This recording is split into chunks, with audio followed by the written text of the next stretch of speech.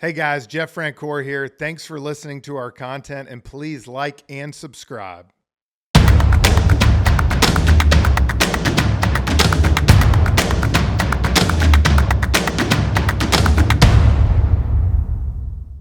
Jeff Francoeur here with Pure Athlete. Before we get to today's guest, I want to share with everyone that we have our first partnership with Booster. Now, Booster is the high school sports #1 athletic fundraising for teams and groups. And their owner and CEO is a good buddy of mine. Go to church with him and a great guy. And instead of me telling you what it is, I'm going to bring him on. So Chris Carneal, thanks for joining us. Jeff, thanks so much. So excited to sponsor Pure Athlete. Love your message, love your vision, love the heart and the values behind it.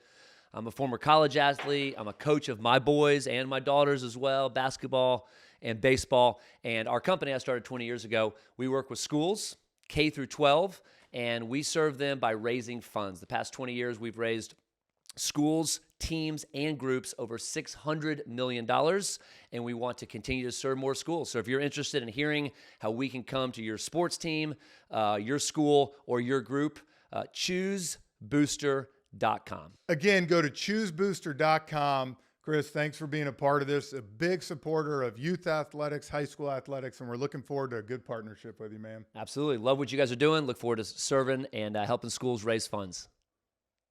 Well, welcome to the Pure Athlete Show. My name is Jeff Francoeur, and I have my partners, Mr. Brad Williams and Mr. Britt Lee, with us today. Hello, man. How you doing? Hey, Jeff. How you doing?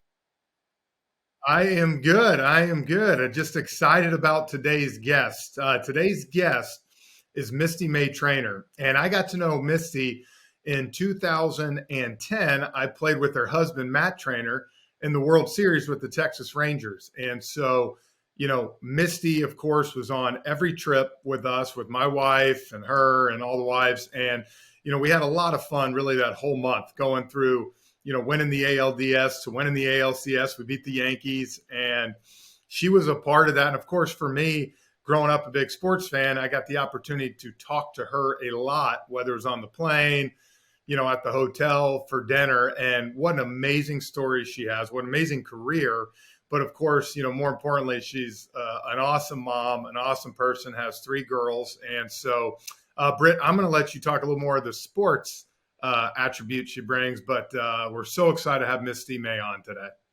Man, you said it, Jeff. I am so excited about today's show, and you know, we could talk for a long time about Misty's accomplishments, and we'll talk about a couple in just a moment.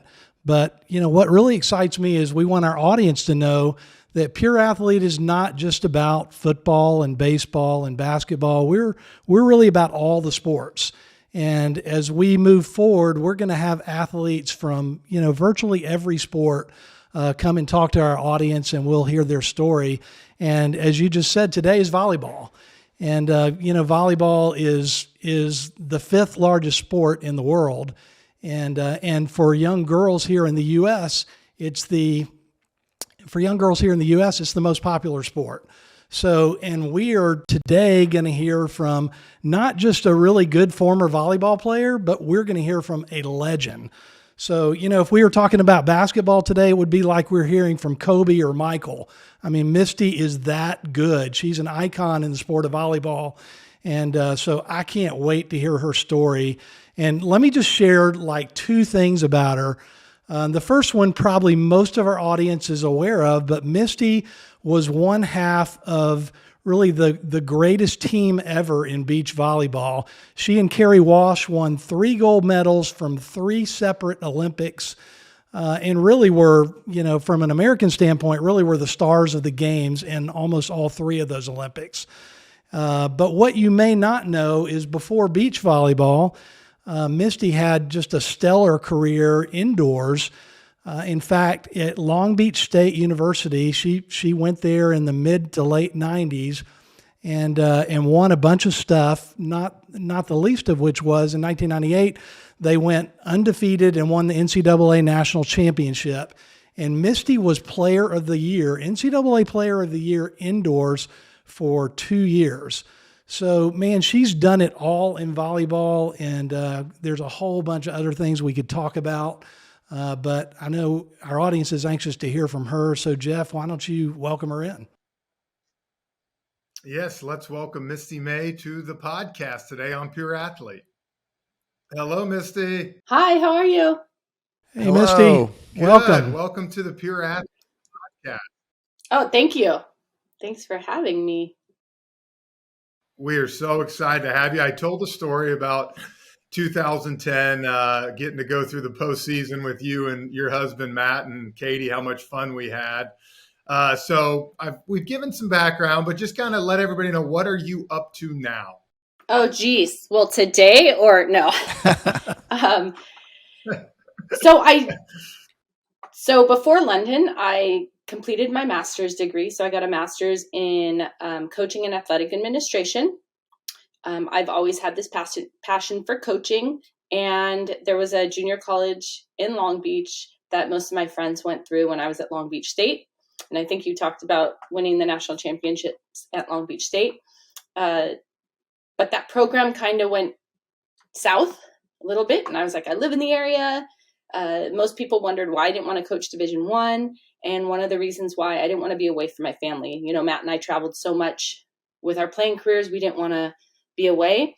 And my parents coached junior college. And I just felt with a family, that's just a more relaxed environment. And I was able to serve the community a little more. So I took on a role as director, brought the program up, and thought I'd be there 5 years at least. But then we had twins and made a move. And my playing days are over. I still get out there once a week, usually on Thursdays. I play 4-on-4. But now it's about the kids. So Matt and my time majority is spent, now we're the taxi drivers and ATMs, like our parents were. And so our focus is the kids. We moved 3 years ago, but we're still decluttering, probably like everybody else. We are starting a foundation, though, the May Treanor Ohana Foundation, just to bring, help to areas in our community that we think we can serve. And it's a legacy we want to provide for our kids, about giving and what it means to give. So I've got that starting, but I've kind of pushed the coaching aside. I had started a little club environment. I'm sure with baseball is the same way. It's the animal I hope I didn't see coming. And it's just a lot more than I would hope and like for the kids. So COVID hit and it was like, okay, thank you. I can stop the club and again, kind of just refocus. But now it's time. I'm sure Jeff's the same way. You spend so much time training and you have this goal. It's like, what now? And now I just try to stay busy. I have a personal training certificate. I have my master's and I just like to keep my mind busy. So it's kind of whatever, but the kids are the priority. And you're putting up with Matt too. So that's a full-time job. Right? Both of us were like, we haven't seen this much of each other as long as we've been married. One of my first questions that I would love to ask you, I always ask everybody this: what is your favorite memory from youth sports when you were younger? For me, well, one, the joy of playing, just being able to participate in so many different sports. Now the kids don't have that luxury. I'm sure they probably could have the luxury, but I mean, I was a multi-sport athlete and got to play and try so many different sports. So that was fun for my time. But I think the friendships I gained, I still run into people I played AYSO soccer with when I was 5 years old, or Facebook has kind of opened that up a little bit, but I run into people I played club soccer with. Volleyball friendships are still the same that I had at the club level. So it was the friendships and just interacting with so many different people from so many different walks of life. Wow. So you're telling me you can actually play other sports and still win 3 gold medals in the Olympics? Is that what you're saying? I think it made me a better athlete.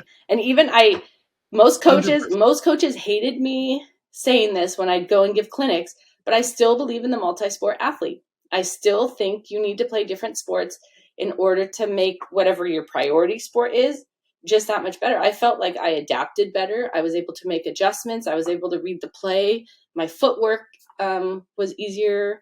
And I can tell when the athletes are just a single sport, as a coach, especially volleyball, they I don't want to say they become robots, but basically you have to tell them what to do instead of, figuring it out and being able to read the game.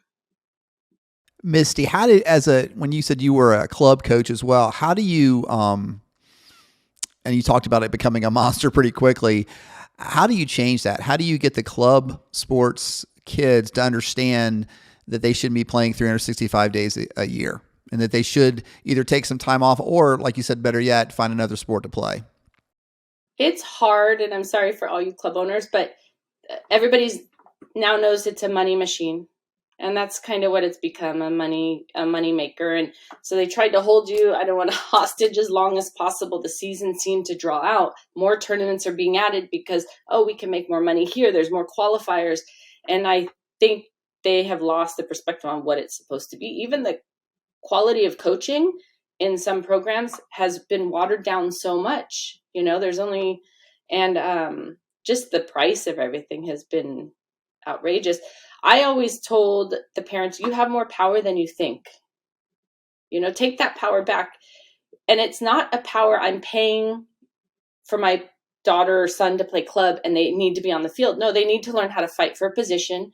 They need to learn how to, they should be given the right training and practice. You're really paying for the training, not guaranteed the playing time. That's how I always thought of it. And if you are part of a program, when we played club, school sports came first. So if you played a basketball, it was like, okay, you're committed to your school first, play basketball, and then you're an hour late to practice, no problem. And that's what I try to tell the parents, you have power, because if you want your daughter or son to play another sport, then maybe you play for a club, maybe that's not traveling as much, or maybe they're not going to be a highlighted club like you think, but they're going to allow you to play those other sports, but the bright lights go off and everybody wants to be a part of that program. And Misty, can you talked a little bit about how you did play multiple sports. Can you kind of just share a little bit more about what did that look like in your middle school and teenage years? When did you start focusing just on volleyball? So I didn't primarily play volleyball until I signed on the dotted line. So I wish I could have played soccer in college, but it was a club sport at Long Beach State, and then it was the same season as volleyball. But in high school, I did track, volleyball, and soccer. And it wasn't until I started seeing some bad tackles being made at the high school level, then I pulled out of soccer at high school and just focused on club, because you got the more experienced players at the club level. But once I signed my letter of intent, that tells me I'm obligated to your school to play volleyball. I can't risk an injury doing something else. But I did do track my freshman year. Our coach there were 3 players that did track. It was myself, Christy Kiroff, another great athlete, and then Taiba Hanif, who ended up playing on the Olympic team. I spent just 1 semester on the track team, and then it just got to be too much with studying, and I was dwindling down 9% body fat, which is a lot, going back and forth. But at that point, then I just took my focus to volleyball. But my middle school, I was getting driven around from practice to practice. It's like I'd leave dance, I did dance, and then I'd have my soccer shoes in the car and go to soccer practice. And when did you think, though, that volleyball could be the main sport for you? Or, because like you played, I played 3 sports, but like at some point you kind of realized like, I'm pretty darn good at this. Well, soccer, I had options to go to college as well. I just loved volleyball that much more. So it became more of like, what do I have a bigger passion in? And it was volleyball. I miss soccer, so I was hoping my kids would get involved in soccer, and the twins, they do play now. But that's what it was. It was that, what do I love that much more? My dad was a 68 Olympian in Mexico City, so I always heard his stories and saw pictures of him on the national team. But I wanted to be a veterinarian. I just never thought, oh yeah, that's nice, you went to the Olympics. Probably like how my kids with Matt and I are like, oh, that's nice, Dad, you played there. Or, oh, that's nice, you went. You don't fully understand the concept until later. And it wasn't until my sophomore year of college that I thought I could make a national team. But I thought I'd be playing indoor, not beach, because beach didn't enter the Olympics until 1996. So I grew up like USA Baseball, doing the junior teams, jumping to A2, playing national team. So I was in that system. They didn't have much of a system for beach. Now they do. Now they have high performance. They've got under 21s, all these different levels for beach to help train the kids. And they even offer it in college now. But I didn't see myself being an Olympian until sophomore year in college. But even then, when I went to Long Beach State, I was recruited as an outside hitter. I'm 5'8.5". You wouldn't find a 5'8.5" hitter on an Olympic team or national team now. But back then, yes. But I knew I had to make a positional change in order to further my international volleyball career.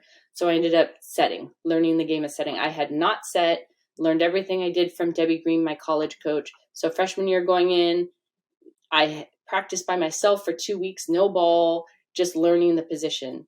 So I had to make that positional change. Misty, let's go back a little bit further.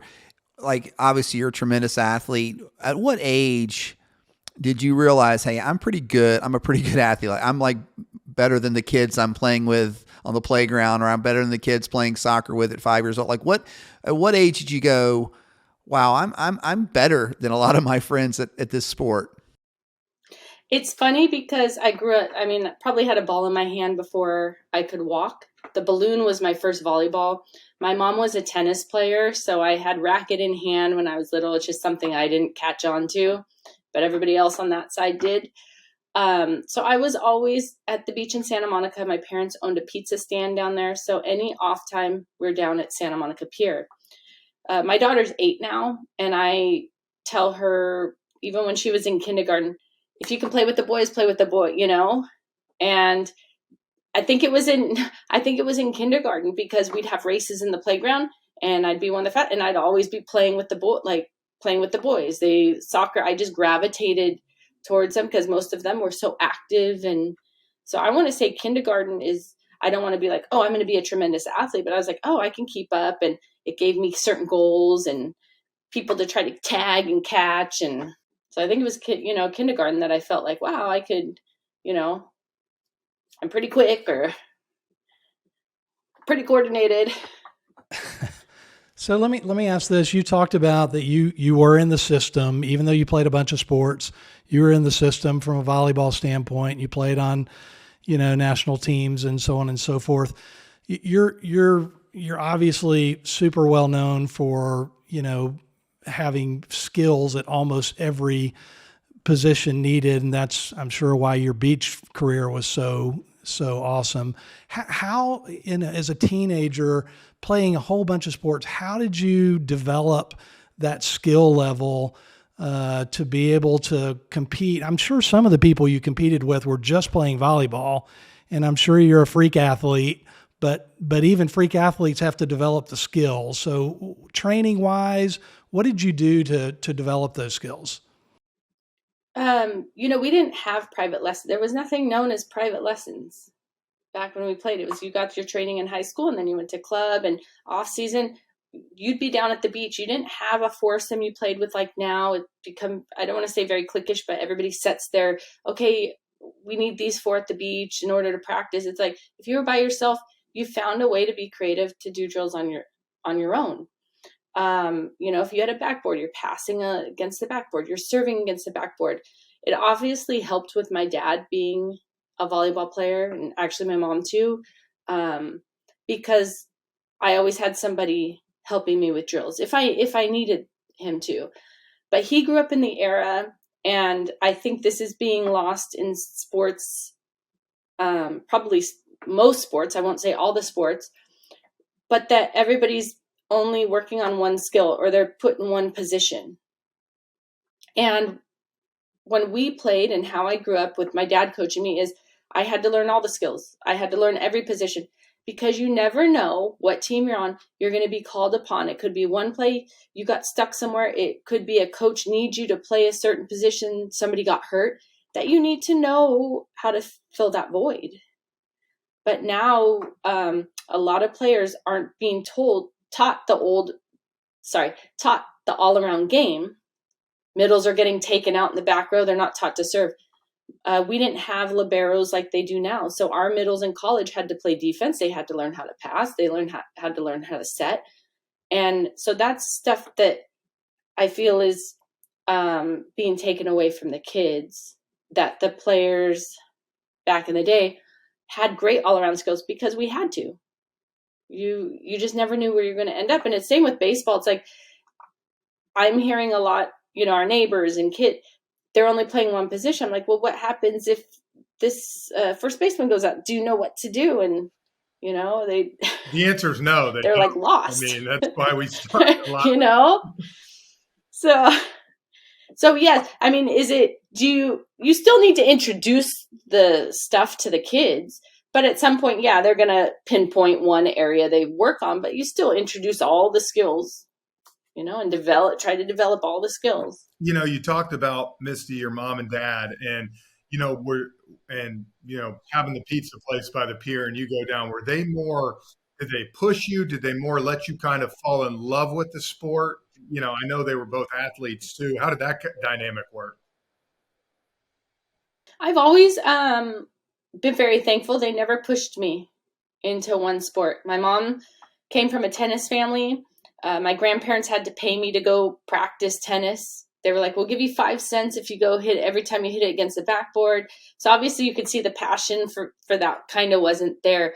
Volleyball, nobody had to tell me to grab a ball and just go outside. We lived in a small apartment. Even for soccer, it was like done with homework. It was like, I'm outside and I'm volleying the ball, against the carport. So right there, that showed me that that's just something I gravitated towards those sports.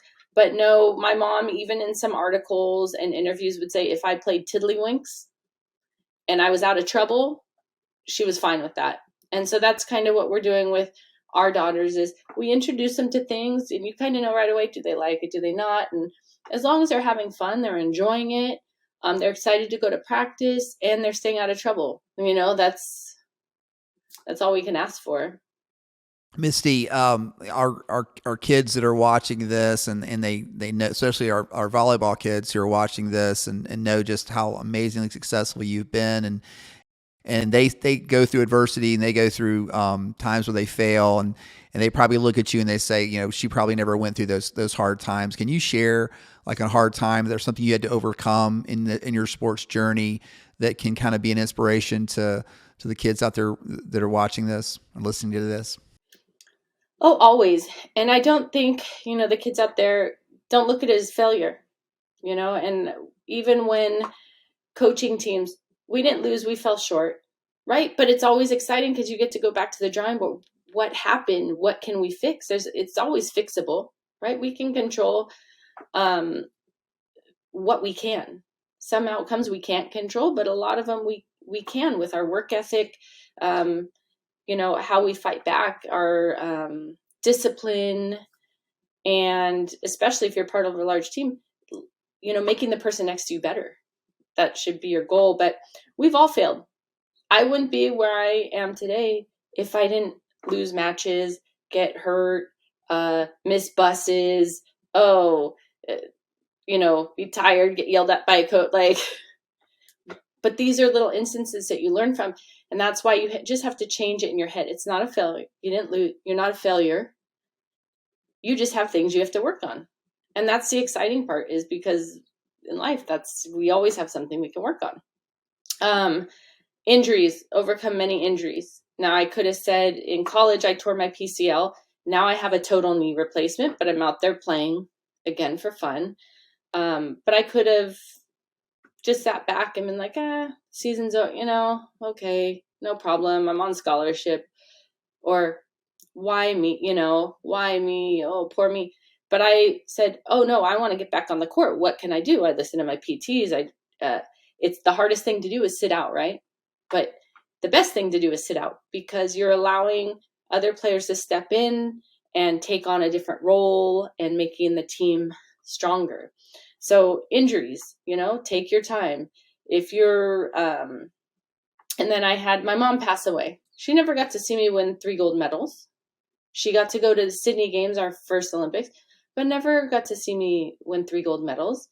That's probably when I hit my lowest low, because half your heart's gone, right? Somebody there that's supporting you, been there through the whole journey, and just knowing she's not going to be there this point on. But I turned that around and said, she is here, right? I feel that energy. And what would she want me to do? She'd want me to carry on. So I hit the lowest low, but was able to bounce back and say, I have to continue this journey, not for me, but to show I am stronger than I think, and then, like I said, more injuries. I think that's the biggest thing. But I got burnt out from the national team. And one of the other things a lot of people don't like to talk is the political side, right? When you're part of teams and judging sports, there is a political side. And if you don't run into it one day, you're going to eventually run into it. And politics and the burnout drove me from the indoor game. But luckily I had another avenue and went to the beach side. But I would say the lowest low was my mom passing away. So if any of you out there, you've lost a dad, a mom, a brother, sister, you go out and you play for them. You play for the people that can't play. And that's kind of always been my mantra, with my dad telling me, play for those that can't. So I always thought of when I was younger, when both my parents were alive, my dad's still alive, but I went and played for, the kid that is sitting in the hospital, IV, may not have tomorrow, right? Because we're not guaranteed a tomorrow, but you go out and play for those because you have that ability. That's my preach for the day. No, that's great.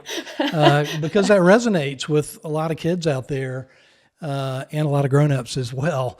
But I'm curious, you've talked about some times of adversity with injuries and losing your mom, and you've talked about the inner strength to kind of turn the corner and find a reason. Did that come naturally to you, or did you ever have sports psychologists help you, or anybody speak into that, or did that just come from within? Even the sports psychology wasn't as prevalent as it is now. I think it was just something my dad's from Hawaii. He's very mellow, and I just learned from an early age, you can only control what you can control. A lot of things you don't have control over, but even for practice, I can control my attitude headed into practice. I may not control how I practice, but I can control if I'm excited to go. And I think it was just something I got from both my parents that, things are okay. Whether you have a lot or a little, things are going to be okay. You wake up every day, if the sun's still shining, you have a roof over your head, just to be thankful and grateful. But I think too, one of the things that can make you a better athlete is you have to be vulnerable at times. So it was a way for me to be vulnerable. You have to lead. That's why we are part of a team. You lean on your teammates or your coach, and it's okay to show vulnerability, because that only makes you stronger. If you're having a bad day, it's okay to come in and say, hey, Julie, I'm having a bad day. And it kind of relieves the pressure from your shoulders. And at least this person next to you knows, oh, okay, no problem. I can help you out today. Not a problem. So I think those situations allowed me to work on that bit. Instead of staying so hard, it allowed me to be a little more vulnerable, which in the end, I think helped. When you look at Little League, middle school, high school, and you can pick out anyone you want, but I would love to know, and you don't have to mention names, who was your favorite coach and why, and who was your least favorite coach and why? Oh, geez. It's a hard one. Because I all didn't like him at one point, There's always that day you're like, yeah, but there's still one you don't like. Let's be honest. I don't know. No, because I have friendships with him now. Like, I talk to them.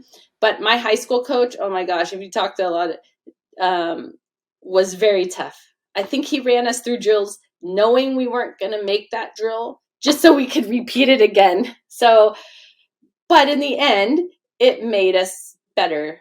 Then I had a college coach, and nowadays it's very touchy what you do, but he was very honest with us. And if you were out of shape, he wouldn't be like, oh, we just need to. It was like, you're out of shape. This is where I expect you. You can't do that now. And we had weigh-ins and everything like that. But it made us better because we understood, wow, to perform at our peak, this is what we need to do. And then there's my dad. He is not one to give you accolades, which is fine. He'll always point out the criticism. He'll always criticize. So you could come off the court 25, or for us, it was like 21-8. And he's going to tell me that serve I missed, what I did with my footwork, but that's fine. I understand, but that's what I want in coaches. I want my coaches to be tough. I think there's a difference between being demeaning and mean and just attacking, but there is the coach that's tough. And we've had to explain that to my daughter. There's two different, because you get some athletes, oh, my coach is mean. Well, why? They made us run lines. Well, why? You missed a ball. Then, so that makes you mean, right? But I told my daughter, I said, I will take a tough coach over a mean or one that's being like, oh, good job, good try any day, because I want to get better. So I can't say, each of my coaches has had, their ups and downs, but in the end, we're all friends and like each other. So would you define yourself as a tough coach when you were coaching? I would, because I take it back old school. I'm not going to let you slide. You missed study hours. Sorry, you're on the side. Really, coach? Yeah, you can't go you missed it by 2 minutes, That's not fair. And then, so I'm very tough. They missed a ball. They were on the line. Gave no effort. They're on the line. But it's hard. Some kids can't take that now. No, you're right. Hey, you talked about the coach who would let you know if you were out of shape, and conditioning and weight training and all that is different today than it was 20 years ago. But can you tell us a little bit? Volleyball, especially beach, is so grueling from a conditioning standpoint. Can you tell us, even in your youth sports, when did you start, doing weightlifting, or did you? And can you tell us a little bit about your conditioning regimen? So being so active when I was little, obviously nothing. You can go walk in the sand and you feel what a workout it's going to be just running around. So playing multiple games on the beach when I was younger, I was getting conditioning, jumping. I didn't start lifting until my freshman year in high school because I started track. So then the football coach was the throwing coach, and he was in charge of the jumpers, and I did sprints as well. But that's when I started working on Olympic lifts. So for me, and I know some programs have tailored back on Olympic lifting, and everybody's body type's different, and it takes a while to figure out what actually works for your body. For me, the Olympic lifting I love, and that for me, jumping wise, I had a higher vertical when I did it, and was able to lift heavy, and my body type is different. Everybody's body type is different. For the kids now, I feel like there's so many overuse injuries that for them, lifting is not important. It's like working on all their small muscle groups just to keep them going from one day to the next. But I think, by about freshman year is a good time to kind of start tailoring, because you're still growing, and we're getting that professional help that you need. Working on speed, again, with playing soccer and being out on the sand on off days and doing track, I was getting my agility in, but if you're if you're the single sport, you need to do your ladder drills. To me, indoor volleyball players and beach players, you train them like football players. The receivers. So you got to work on all the lateral movements and the quick and the sprints, and movement, I think, is one of the biggest things I see with young kids. I have junior college players that I coached that didn't know how to use their arms to jump. Running through the ladder, using their arm, like running technique, being efficient. So if they can teach that at an early age, that would help, I think, the movement as well. Talk about a little bit, just and this is more of just kind of what was it like to stand on that podium and win an Olympic gold medal? Because a lot of us have always wondered that. I mean, even for me, I see There's that. nothing. I mean, so Carrie and I never missed the opening ceremonies. That's one of my best highlights of the Olympics is walking behind your flag and you hear the crowd cheer, whether they're for you or against you, you don't know. But standing up there after you win, it's like that movie will always play back. There's nothing better than honoring our flag and our country. And when national anthems are played, whether it's a baseball game, a NASCAR race, a football game on TV, you get goosebumps. And it just has, not that it wasn't important before, because I think it's very important, but that it has a whole different meaning. It brings a whole nother level to the national anthem. Which one was your favorite Olympics of all? I know you played in 4, but to win the 3, which one was your favorite? They all had different journeys, and that's what's so exciting. So, London is the biggest one. Then Beijing, the gold medal has a white jade on the back, which I never knew there was a white jade. I just thought jade came in green. And then Greece was like the smallest medal. But Greece, Carrie and I were so young, I think, won off of physicality because we were just like, oh, we're the heavy favorites going in, physical. Oh, we won, back on a plane, headed to another AVP event. So we just didn't even know. It was just kind of part of our regimen. Beijing, I thought that was going to be my last Olympics. And so I had a ton of family there. And we had lost to that Chinese team in Austria. And so that's always in the back of your mind. And we're playing on their home soil and it's raining. But Carrie and I said, you know what? It's raining. It's a great day to win. But losing to that team was certainly in the back of our mind.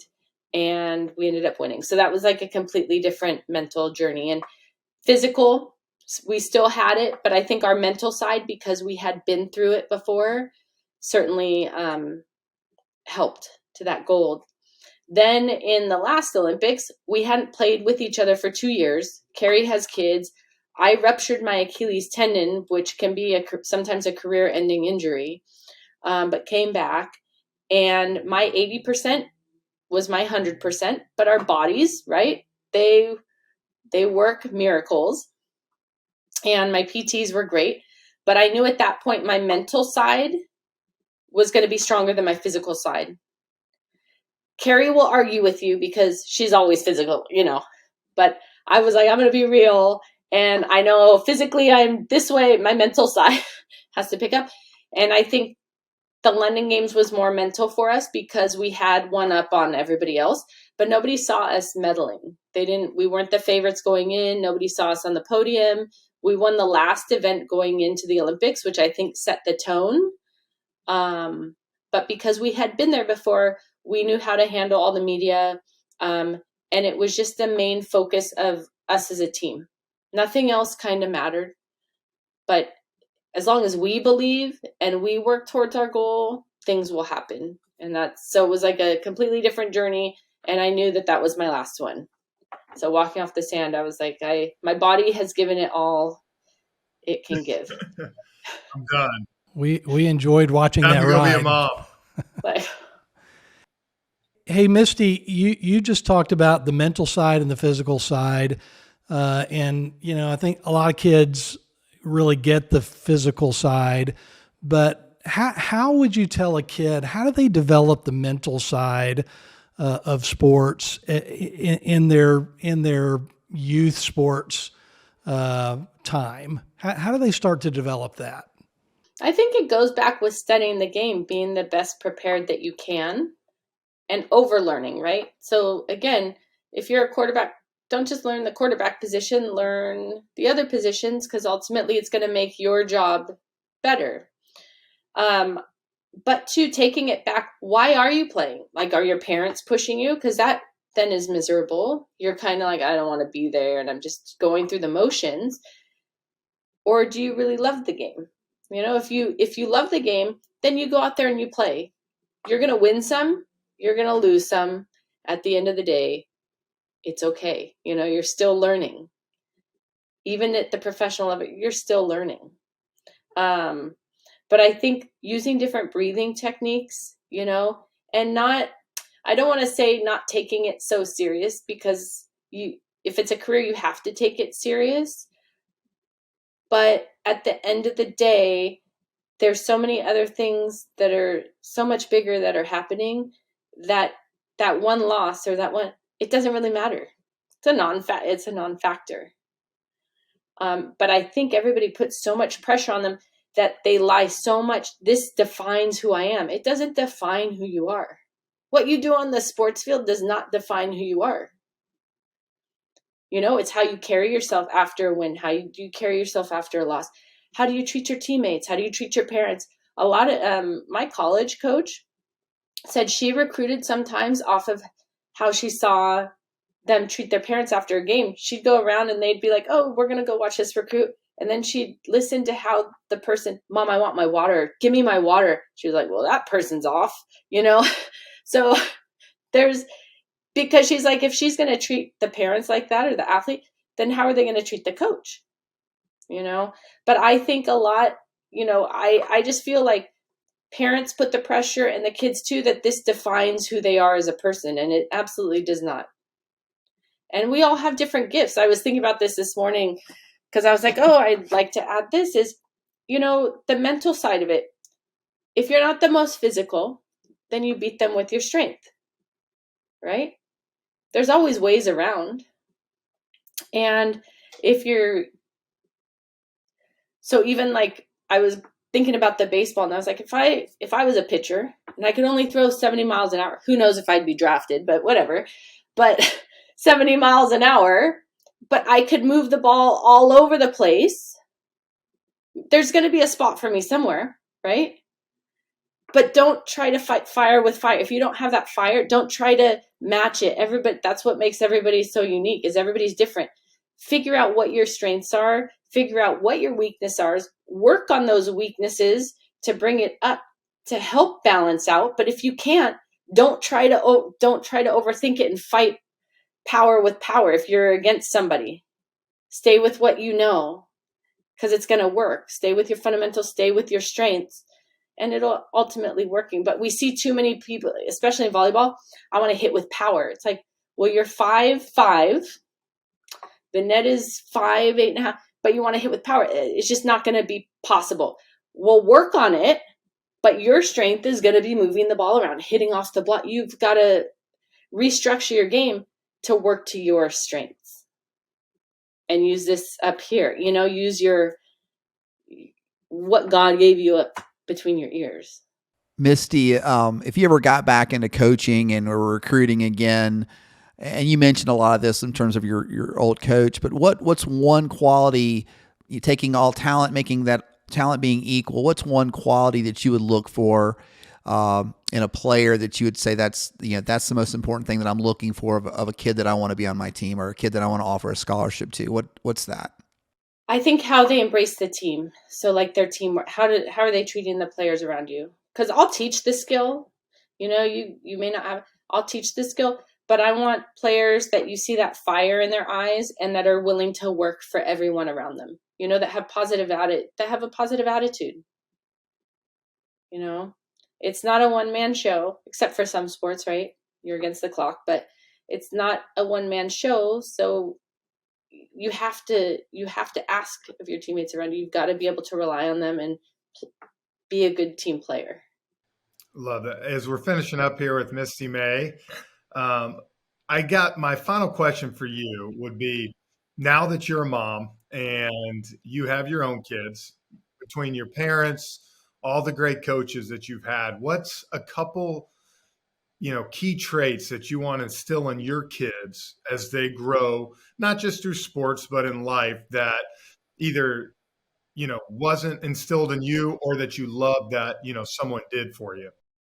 Matt and I actually had a conversation with our 8-year-old, and we were saying, if you want to get to a certain level, you start to identify the people around you that are going to help get you there.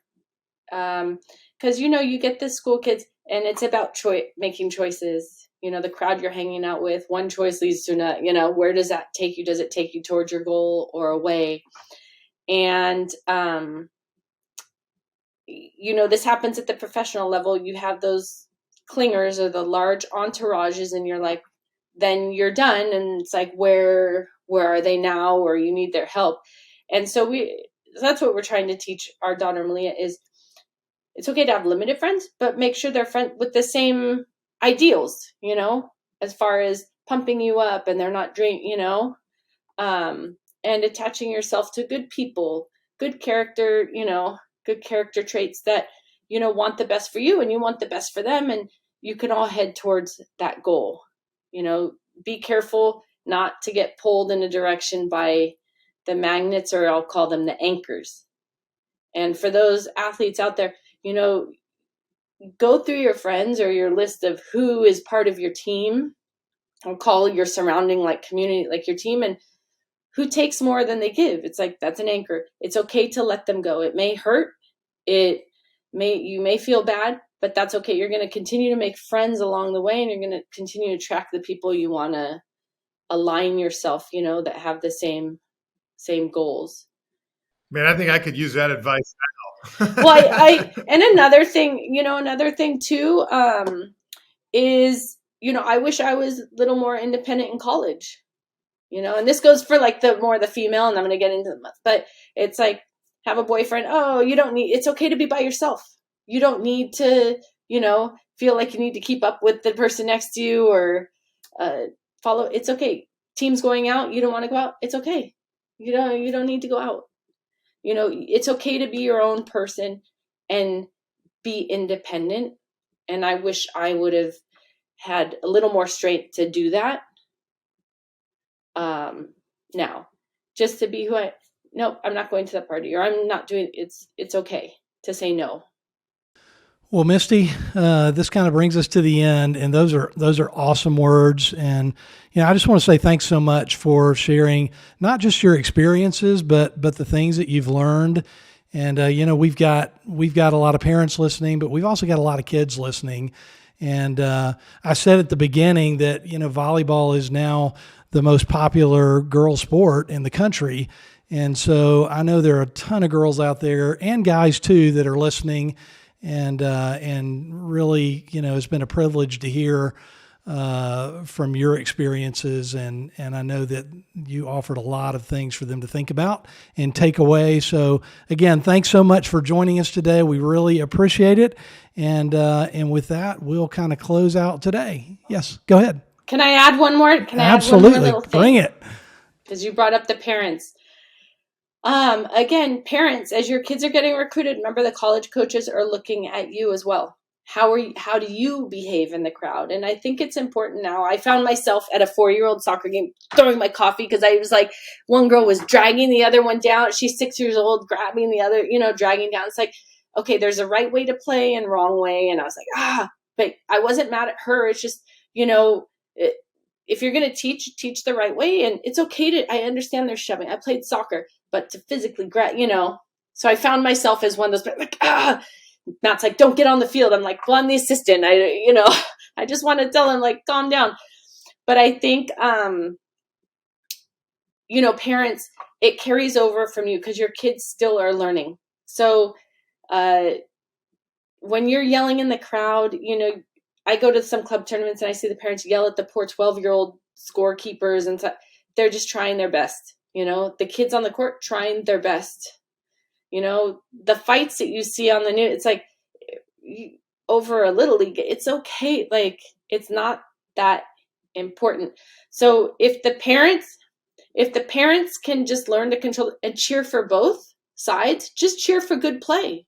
The kids, I think, will learn from that, because like I said, the kids still take from their parents, so parents, if you can just be supportive of your athletes, of all the athletes, and cheer for both sides and cheer for just good play, I think we'll start to see some changes. So, well, I know I can say, as having a 9-year-old daughter, thank you for all the things and the inspiration, because I know you were a lot of fun to watch, and obviously I got to know you, but thank you so much for joining us today, Misty. No problem. I'm glad I got the call.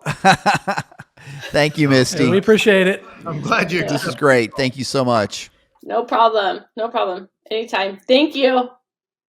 Hey guys, Jeff Rancour here. Thanks for checking out Pure Athlete, and subscribe to our channel on Apple, Spotify, or wherever you go to listen to our podcast.